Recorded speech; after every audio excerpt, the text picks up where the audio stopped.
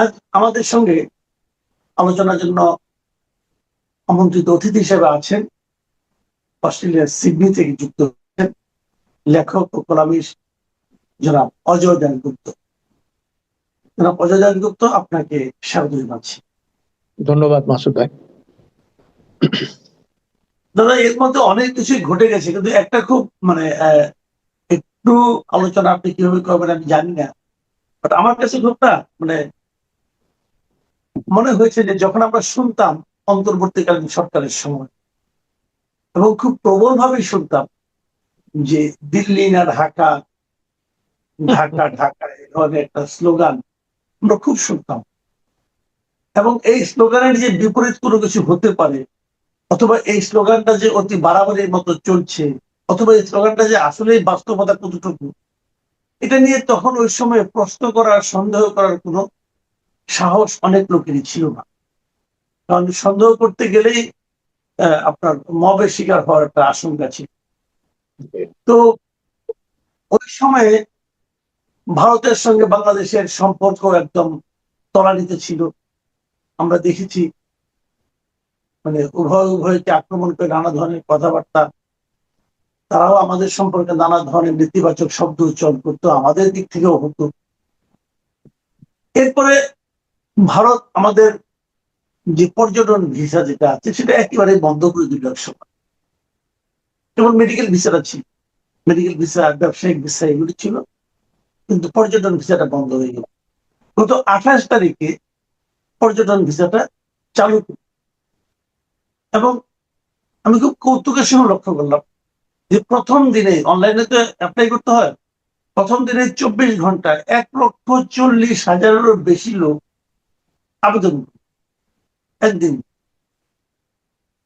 তো এটা কি ওই যে বহুল আলোচিত স্লোগান এবং একচেটিয়া ভাবে উচ্চারিত স্লোগান যে দিল্লি না ঢাকা, সেই স্লোগানের সঙ্গে একটু সাংঘর্ষিক মনে হচ্ছে না সাধারণ মানুষের এই যে প্রবণতাটা? আপনাকে অনেক ধন্যবাদ এবং আমাদের দর্শক শ্রোতাদেরকে আমি প্রথমে একটু অনুরোধ জানাই, এই প্রশ্নের উত্তর যখন আমি দিব বা আলোচনা করব, আপনারা আমার ধর্মীয় পরিচয়টা প্লিজ ভুলে যাবেন, না হলে আমাকে আপনারা গালাগালি ছাড়া আর কিছু করবেন না। তা আমি প্রথমেই বলি আপনাকে যে আমাদের দেশের মানুষের ভারত সম্পর্কে ধারণা, আমি একটা ছোট্ট গল্প বলি আপনাকে। চট্টগ্রামে, জানি না আপনি চট্টগ্রামের ভাষা জানেন কিনা, কিন্তু জানাটা উচিত, যেহেতু আপনারা চট্টগ্রামের এমন একজনকে আমরা রাষ্ট্রের ক্ষমতায় দিয়েছিলাম যিনি 1.5 বছরে দিল্লি না ঢাকা স্লোগান আমাদেরকে দিয়ে চলে গেছেন। তো চট্টগ্রামে এক সওদাগর বেরিয়ে এসছে ইন্ডিয়া থেকে, তো বলছে, বদ্দা হড়ে গেলেন, মানে আপনি কোথায় গিয়েছিলেন? তো বড় ভাই, বদ্দা মানে বড় ভাই, তো বদ্দা উত্তর দিচ্ছে, হদেক কিনে আগ্রা, দিল্লি, আজমির শরীফ ইন গেলাম নি, আইবার সময় ইন্ডিয়া ঘুরে আসছি। মানে একটু আগ্রা, দিল্লি, আজমির শরীফ গিয়েছিলাম, আসার সময় ইন্ডিয়া ঘুরে এসছি। মানে ইন্ডিয়া হচ্ছে পশ্চিমবঙ্গ, বুঝতে পারছি। বুঝছেন? কলকাতাটা হচ্ছে ইন্ডিয়া, বাকিগুলি আগ্রা, দিল্লি বা ইত্যাদি। এখন একটু একটু কথায় আসি। দেখেন, ইংরেজিতে একটা কথা আছে, you can change your friend but you cannot change your neighbour. বিশেষ করে যদি জিওগ্রাফিক্যাল নেইবার হয়, ওই দেশটিকে তো আপনি ধূলিসাৎ করতে পারেন না, এবং ওই দেশ কখনো যাবে না। যেমন আমরাও যাব না ভারতের কাছ থেকে, আমরাও থাকবো যতদিন এই ভূমির অস্তিত্ব আছে, যতদিন এই ভূমিতে একজন মানুষও বসবাস করে, ততক্ষণ ভারতের প্রতিবেশী আমরা, আরেকদিকে মিয়ানমারের প্রতিবেশী আমরা। এখন প্রশ্ন হচ্ছে, ভারতের সাথে আমেরিকার সাথে মেক্সিকো যেরকম, আমেরিকার সাথে ধরেন এই যে কি বলে এগুলোকে, বেলিজ, গুয়েটামালা, এই সমস্ত ছোট ছোট দেশ যেরকম, আমাদের সাথে ভারতের ওই রকম। কারণ আমরা অনেক ছোট্ট একটা দেশ, আর ভারত 3 দিক থেকে আমাদেরকে ঘিরে রেখেছে, আর আছে বঙ্গোপসাগর। ঠিক আছে? তো এই বাস্তবতায় দিল্লি না ঢাকা এটা মুখরোচক স্লোগান হতে পারে, এটা তো আসলে প্র্যাকটিক্যাল কোনো স্লোগান হতে পারে না।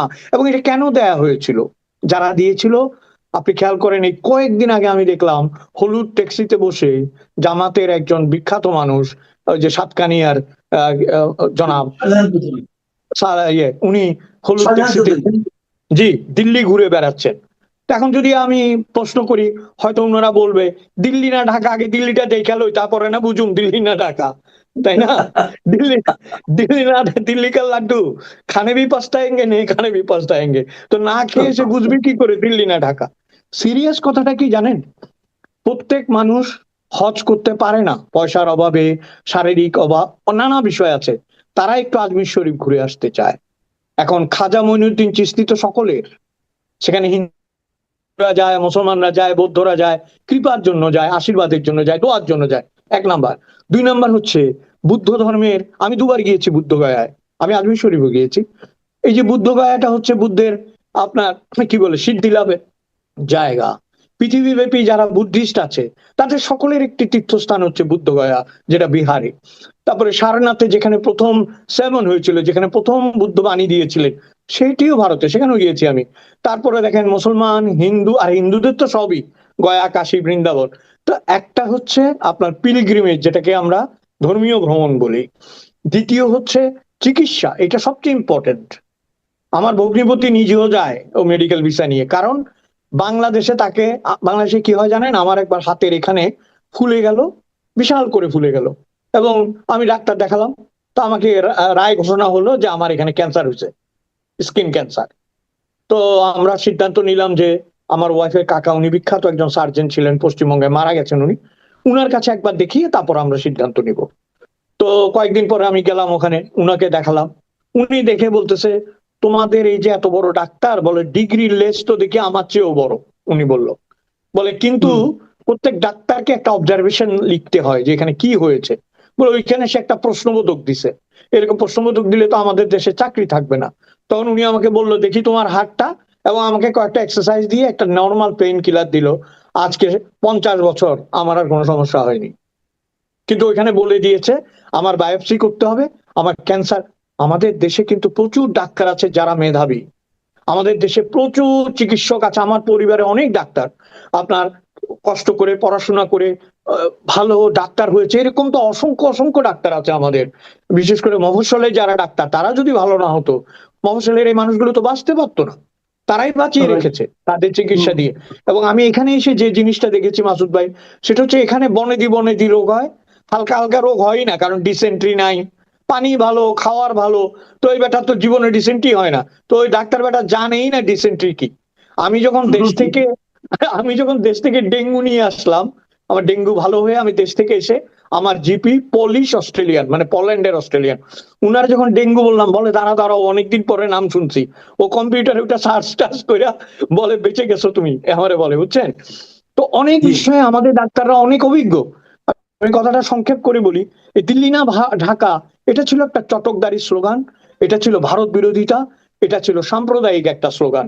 কারণ দিল্লি না ঢাকা হলে তুমি কূটনৈতিক সম্পর্ক ছিন্ন করো নাই কেন? দিল্লি না ঢাকা হইলে তুমি ফারাক্কা ব্রিজ ভেঙে দাও নাই কেন? দিল্লি না ঢাকা হইলে তুমি আন্তর্জাতিক আদালতে নালিশ করো নি কেন? তুমি এগুলো করেছো দেশে একটা মব তৈরি করার জন্য। এবং মাঝখানে কি হয়, ভারত, আমি ভারতকে নিষ্পাপ বলছি না, ভারতের সাথে সমস্ত প্রতিবেশী দেশের সমস্যা আছে, ভারতের সাথে সমস্ত, নেপালের সাথে সমস্যা আছে, নেপালিরা পছন্দ করে না।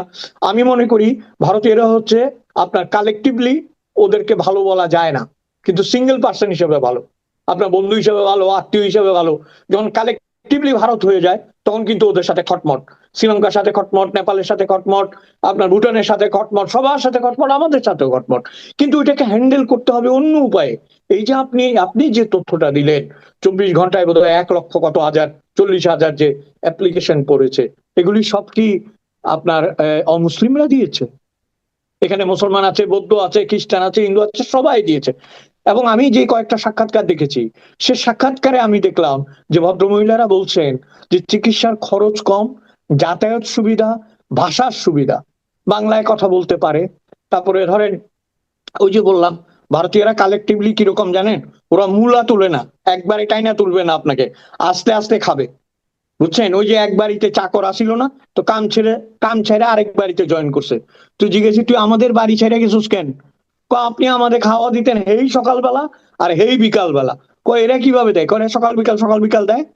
তো ভারত হইল কি, বুঝছেন, আপনাকে ঠিকই কিন্তু আদায় করে নিবে, বা ভেরি টেকনিক্যালি, আস্তে আস্তে। কিন্তু প্রশ্ন হচ্ছে, মানুষের একটা নির্ভরতা আছে, মানুষ ওই দেশের চিকিৎসককে বিশ্বাস করেছে। আর আমরা তো আমাদের চিকিৎসককে তাড়াতে পারলেই বাঁচি। একজনকে দেখলাম আগরতলায় ক্লাস নিচ্ছেন, আরেকজনকে কিভাবে অপমান করা হয়েছে আপনি দেখেছেন।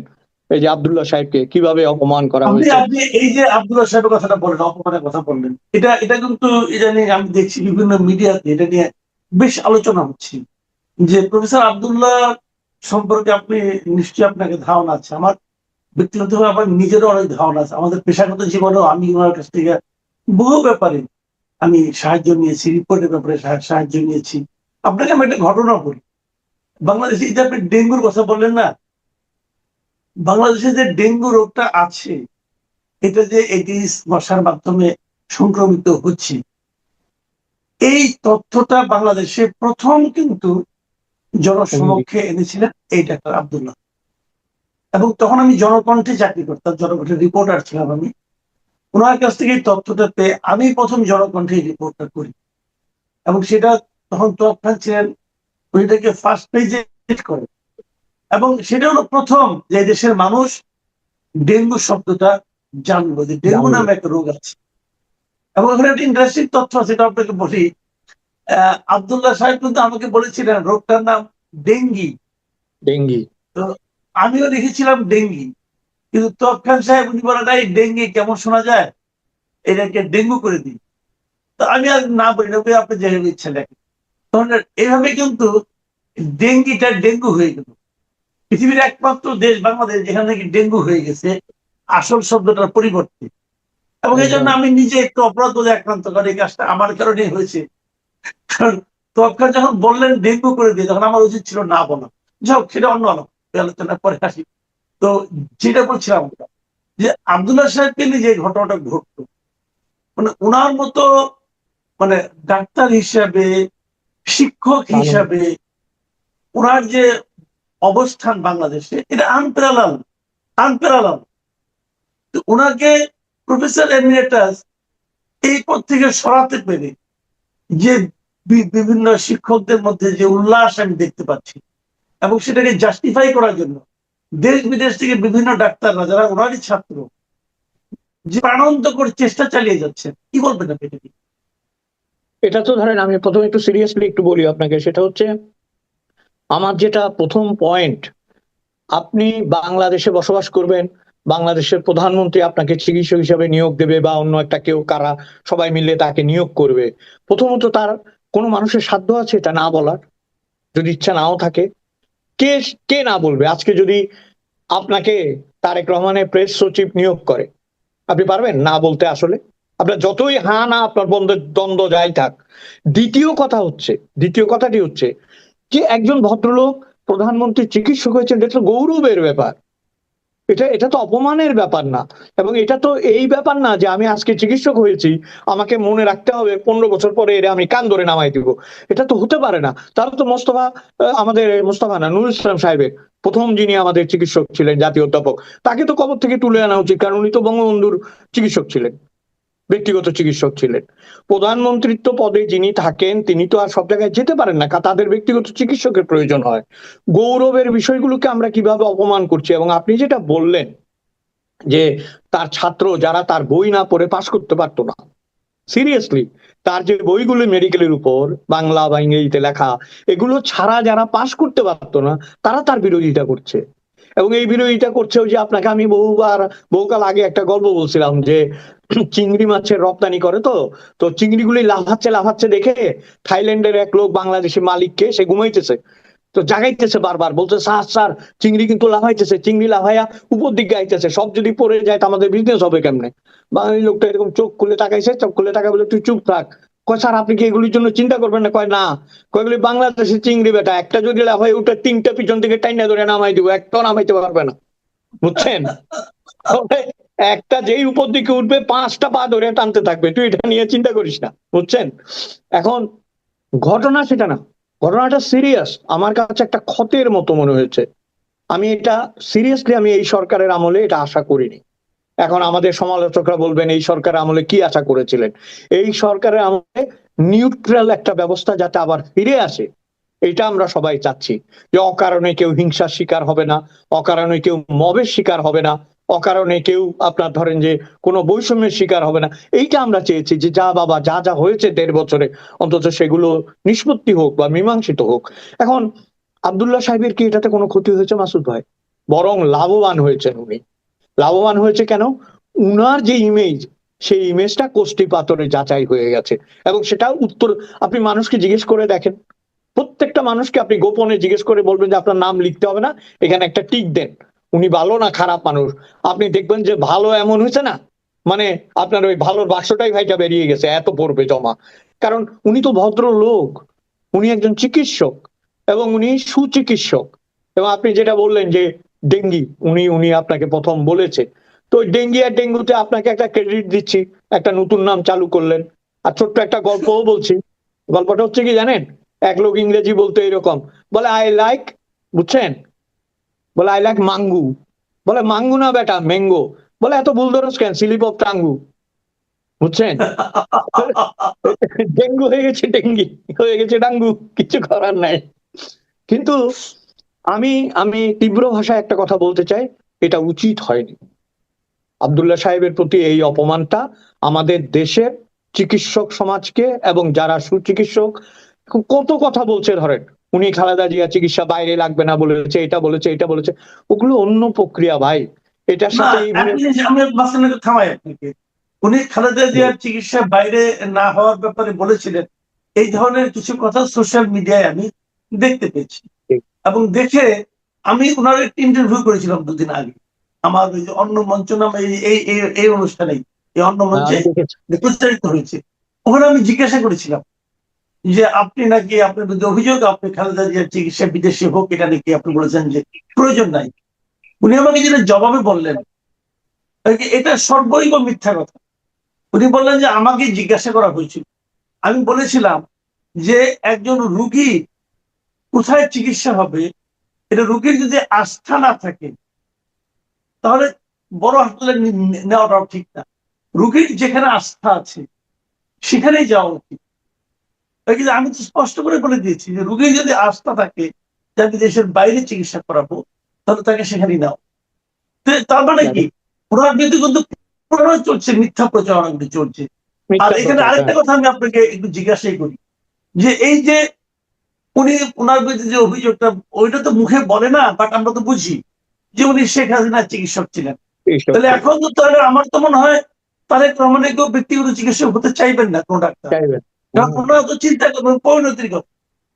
সেটাই তো আমি আপনাকে শুরুতে বললাম, যে আমি যদি এখন মনে করেন জামাতের আমিরের চিকিৎসক হই, আপনি যদি তারেক রহমানের চিকিৎসক হন, আপনার আমার ভবিষ্যৎ অন্ধকার, তাই না? এবং এই যে আমি আমি তো এই কথাটাই বারবার বলছি যে এই হিংসা, দেখেন এই হিংসা, এই বিদ্বেষ আমাদেরকে বঞ্চিত করছে। আমাদেরকে ওই যে সামন্তলাল, তিনি কত একজন ভালো চিকিৎসক ছিলেন, হ্যাঁ, আগুনের পোড়া মানুষদের যে নিরাময়ের জন্য, আর একটা মানুষও নেই যে তাকে রিপ্লেস করবে। এই হচ্ছে আমাদের, মানে আমাদের কপালটা দেখেন আপনি, এই হচ্ছে আমাদের ইতিহাস, এই হচ্ছে আমাদের বর্তমান, এই হচ্ছে আমাদের ভবিষ্যৎ। এবং আপনার যে খালেদা জিয়া চিকিৎসা করতো, হয়তো আওয়ামী লীগও তার প্রতি এরকম রুষ্ট ছিল। এই জায়গাগুলো থেকে বেরিয়ে আসতে হবে, তাই না? আপনার এই জায়গাগুলো আমি বেরোবার তো কোনো লক্ষণ নেই। বলি আপনাকে, জানতে চাই, আমার সম্ভব প্রায় শেষ হয়ে গেছে। এটা হলো, আপনি দেখেছেন আমাদের একজন বড় নেতা জনাব হাসান হক ইনু, ওনাকে ওনার বিভিন্ন কর্মকাণ্ডের জন্য ওনাকে শাস্তি দেওয়া হয়েছে। তো এটা আপনি জানেন, এটা নিয়ে আপনার একটু মন্তব্য শুনতে চাই ছোট করে। আমি এক লাইনে আগে একটু শেষ করে, আমি সবসময় আব্দুল্লাহ সাহেবের পক্ষে, এটা বলে আমি চিকিৎসক আব্দুল্লাহ পক্ষে। এখন আমি যেটা বলতে চাচ্ছি যে দেখুন, হাসানুল হক ইনু সম্পর্কে আমার একটু মিশ্র প্রতিক্রিয়া আছে। এখন বিচার ঠিক মতো হয়েছে কিনা, বিচারে যেগুলি প্রমাণিত হয়েছে কিনা, এগুলো নিয়ে আমি কোনো কথা বলবো না, কারণ এগুলো আইনের ব্যাপার, আইন ও বিচার বিভাগের ব্যাপার। এখন আমার প্রশ্ন হচ্ছে, এই ভদ্রলোক একসময় জাসদের তুখোর নেতা ছিলেন, এবং কথিত আছে যে বঙ্গবন্ধুর হত্যার পরে ট্যাঙ্কের উপর উঠে যারা নেচেছিলেন, সেখানে তার ছবি আছে, তিনি ছিলেন। এটা তিনি বারবারই অস্বীকার করেছেন, অপরপক্ষ বারবারই প্রমাণ করেছে যে তিনি ছিলেন। কাজে এটা একটা অমীমাংসিত সত্য, কিন্তু এই কথাটা আছে। এবং গণবাহিনী 1975 সালে ঢাকা স্টেডিয়ামে একটি খেলার সময় যে প্রচারপত্র বিতরণ করে, যেখানে আসলে বাংলাদেশের ইতিহাসের একটা টার্নিং পয়েন্ট, সেইখানে তিনিও ছিলেন সেই প্রচারপত্র বিলিতে, এরকম একটা অভিযোগ আছে। থার্ড অভিযোগ হচ্ছে তিনি জোট বদলাতেন, এই জোট ও জোট, পরে তিনি 14 দলীয় জোটে আসার পরে আমার কাছে যেটা সবচেয়ে আপত্তিকর মনে হতো সেই সময়কালে, তিনি একজন ইঞ্জিনিয়ার মানুষ, বুয়েটের শিক্ষিত মানুষ, এবং আপনার তার কত ফলোয়ার, তার জাসদের কত মানুষ, কর্মী টর্মী, তিনি সবকিছু ভুলে গিয়ে প্রতিদিন সকালে উঠে একবার করে খালেদা জিয়াকে গালাগালি করতেন। এবং মাঝে মাঝে আমি আমাদের প্রাক্তন প্রধানমন্ত্রীর চেহারা দেখে মনে হতো যে উনিও খুশি হন নাই, যে প্রত্যেকদিন গালাগালি করতে হবে কেন, বুঝছেন? এরকম একটা, কিন্তু উনি প্রত্যেকদিন গালাগালি করতেন খালেদা জিয়াকে, প্রত্যেকটা দিন, এভরি সিঙ্গেল ডে। আমাদের সমস্যা কি জানেন? ওয়াহিদ ভাইয়ের একটা কথা মনে পড়ছে, আমাদের সময়ও শেষ, আমি শেষ করছি। ওয়াহিদ ভাই বলতো কি, বলে বাঙালি এত আবেগ প্রবণ অজয়, উনি বলতো এত বেশি আবেগ আমাদের, বলে দুইটা মানে লিকলিকা মুক্তিযোদ্ধা একটা বিশাল পাঞ্জাবিরে মাইরা ফেলছে গুলি করে। আবার নাকি দেখতে গেছে, দেখতে গিয়ে বলছে বাপ রে বাপ, দেখ এটার বডি কত বড়। বলে শত্রুর ব্যাপারেও আমাদের আবেগ, বুঝছেন? বলে ওইটা আবার দেখতে গেছে এত বড় বডি। তো হইলো কি, এখন সবাই ইনু ভাই ইনু ভাই ইনু ভাই বলতেছে। আমি সরি, উনার হয়তো বিচার ঠিক হয় নাই, এটা ডিফারেন্ট ইস্যু, উনার শাস্তি বেশি হয়েছে, ভেরি ডিফারেন্ট ইস্যু। কিন্তু উনি যতদিন ক্ষমতায় ছিলেন, উনি ক্ষমতার কোনো সুব্যবহার করেননি, উনি উনার মুখের যত্ন নেননি। বাল্য শিক্ষা একটা কথা আছে, স্বীয় জিহ্বাকে শাসনে রাখিবে, তিনি শাসনে রাখেননি। আমাদের প্রাক্তন প্রধানমন্ত্রী শাসনে রাখেননি, আমাদের অনেক নেতারা শাসনে রাখেননি। সেই জীব তাদেরকে কোথায় কোথায় নিয়ে গেছে, দেশ ছাড়া করেছে, কারাগারে নিয়ে গেছে, এটা যেন মনে রাখি আমরা। আচ্ছা, আমি আরেকটা একটা প্রশ্ন করি, আপনি কিছু ছোট করে যদি বলেন, এটাও আমার জানার খুব আগ্রহ যে আপনি কি মনে করেন। কয়েকদিন আগে আমরা দেখলাম ভারতীয় একটা সংবাদ মাধ্যমকে একটা ইন্টারভিউ, শেখ হাসিনা বলেছেন যে উনি এবছরই দেশে ফিরছেন। তো প্রথমত আপনার কাছে আমার দুটো প্রশ্ন। একটা প্রশ্ন হলো যে এটা ওনার জন্য বলাটা আপনার কাছে কেমন মনে হচ্ছে, এবং এটা ওনার জন্য ঝুঁকিপূর্ণ হবে নাকি এটা কোনো রাজনৈতিক চাপ বলে আপনি মনে করছেন? আমার কাছে মনে হচ্ছে, ধরেন যে এই ধরনের কথা উনি কিন্তু আগেও বলেছেন যে আমি অবশ্যই ফিরে আসবো, চিরেই ফিরে আসবো। এবং আবার এখন প্রচার দেখছি উনি এই বছরে কত একটা মাস্টার বলছে ফিরে আসবে। ফিরে আসলে ব্যক্তিগতভাবে উনার জন্য তো আমি মঙ্গলের কিছু দেখছি না, আমি তো দেখি না। এখন উনি কি আসলেই এই ঝুঁকি নেবেন? এবং যারা তাকে, এখানে দুটো জিনিস হতে পারে। একটা জিনিস হতে পারে, যারা নিয়েছে তারা যদি পাঠিয়ে দেয় তাহলে তো আসতেই হবে, আমরা তো আর জানি না ভেতরে কি হচ্ছে, তা তো আসতেই হবে। আরেকটা জিনিস হচ্ছে, উনি যদি ওই ইচ্ছায়, হ্যাঁ, এবং রিস্ক নিয়ে, ঝুঁকি নিয়ে ফিরে আসে, তাহলে আমাদের রাজনৈতিক প্রেক্ষাপট অবশ্যই পরিবর্তিত হবে। তখন যারা তার বিরুদ্ধে আছে তারা সবাই একজোট হবে, এটা তো নিয়ম না? যখনই আমার ইমিডিয়েট শত্রু এসে হাজির হবে, আমার চেয়ে শক্তিশালী বা আমার সমান, তখন আমরা সবাই একজোট হয়ে যাব, কারণ আমরা তাকে ঠেকাতে হবে।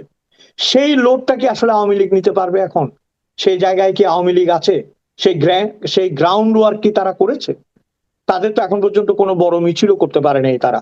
অবশ্যই আওয়ামী লীগের সমর্থন আছে, অবশ্যই আওয়ামী লীগ একটি শক্তিশালী দল, এবং অবশ্যই আওয়ামী লীগ মানে গ্রাস রুটেড একটা দল, যাদের কোটি কোটি মানুষ আছে।